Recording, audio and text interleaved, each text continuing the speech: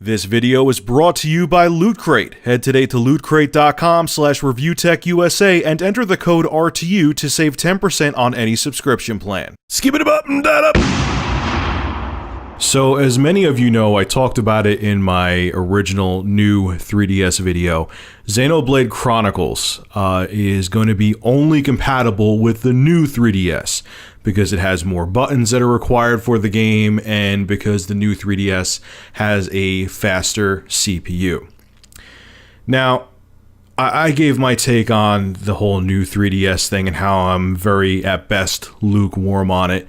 And a lot of the defense I heard for people defending Nintendo was, well, Rich, Apple comes out with a new iPod every year. Why is it, when other companies do things like this, you don't jump on them? But I'll say back before I go into my whole history of Nintendo and portable consoles is that the iPod and iPhone are multimedia devices. When you buy a 3DS, when you buy a PS4, when you buy an Xbox One, Xbox 360, PS3, etc., you're buying a dedicated gaming console. And the nice thing about buying a dedicated gaming console, and the reason people do this, is because the luxury of owning one of those devices is that you're going to at least get 5 years out of it, usually. So has Nintendo done something like this in the past before where they cut, even if their console was selling well, where they cut one of their portable consoles, the lifespan of it short? And they kind of have. Let me go into the history of the Game Boy and the DS here, and then I'll give you my thoughts on it afterwards. Now, these are release dates for the Nintendo portable consoles in the States, so it may be different if you're from Europe, if you're from Asia. They may have released at different times. I'm going by stateside release dates of Nintendo portable consoles here. So let's start off with good old 1989. Yep, 1989. The original brick white Game Boy came out. And that Game Boy, the original Game Boy was relevant until 1998, okay? Yeah, there were other iterations. There was the Game Boy Pocket. They came out with different color Game Boys. There was a backlit Game Boy in Japan, I believe it was, that wasn't in the States. Why, I don't know. That would have been brilliant because the screen, you had to get all these different peripherals to put on the screen of the original Game Boy so you could see it in the dark. But point being is that the original game, it doesn't matter, even though they came out with different Game Boys, if you had an original Game Boy from 1989, you could play all the games that came out for the Game Boy until they came out with the only thing it wasn't compatible with was the Game Boy Color game. So if you got a Game Boy game in 1997 and you bought your Game Boy in 1989 and it was still working, you could play any game for the Game Boy that was out there. So it almost had a decade-long run as being the original Game Boy was Nintendo's relevant console for almost a decade, okay? Then they did something, if you look back at it, even though it sold relatively well, they came out in 1998, they came out with the Game Boy Color. And if you read up why they did it, it was because developers were saying, hey, the Game Boy is getting, the format, the hardware is getting long in the tooth, and it's black and white. We need more CPU power. We need color. So I think because they were getting pressure from devs and third-party devs, they came out with the Game Boy Color.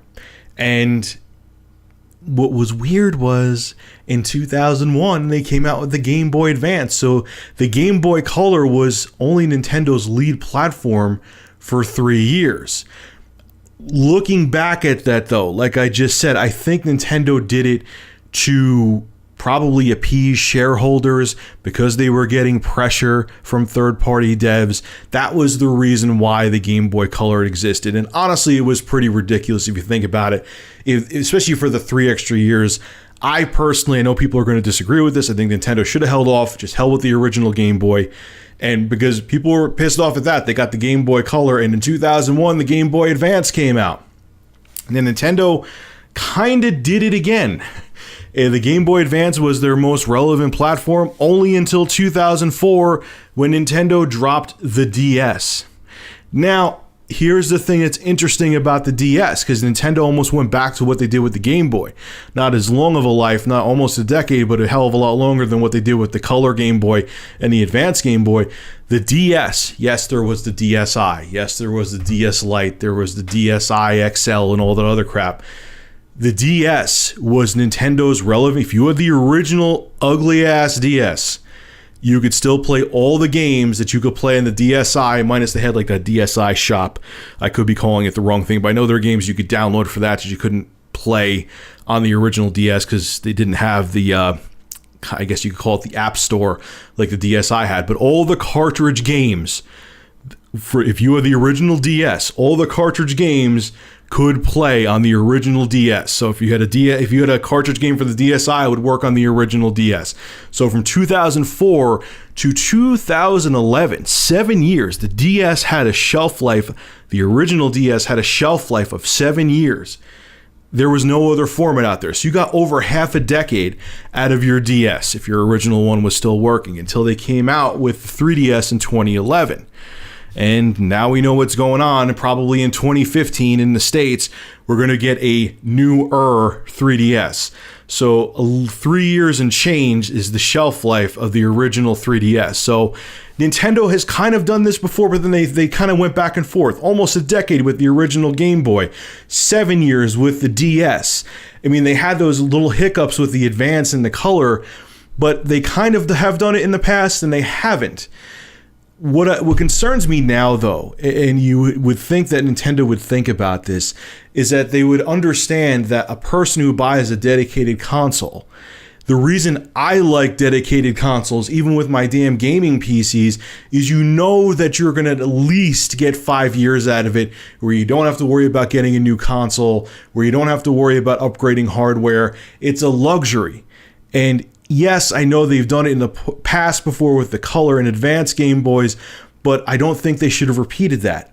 Because people look like, oh, you know, the Game Boy, if I buy a 3DS, listen to me, I know that Nintendo's probably going to support it until like 2016, 2017, so I'll get a few more years out of it.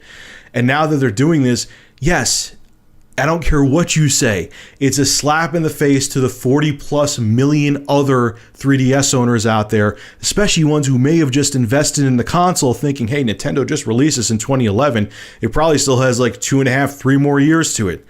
No, it doesn't. It has only a few more months, and then if you want to play games like Xenoblade Chronicles, you're going to have to buy the new 3DS console. And yeah, it's a slap in the face to fans of Nintendo and consumers of Nintendo, no matter what anybody says. Alright folks, this is Rich of Review Tech USA. Make sure to rate, comment, favorite, and subscribe. And as always, thank you for supporting my channel. Have a good one.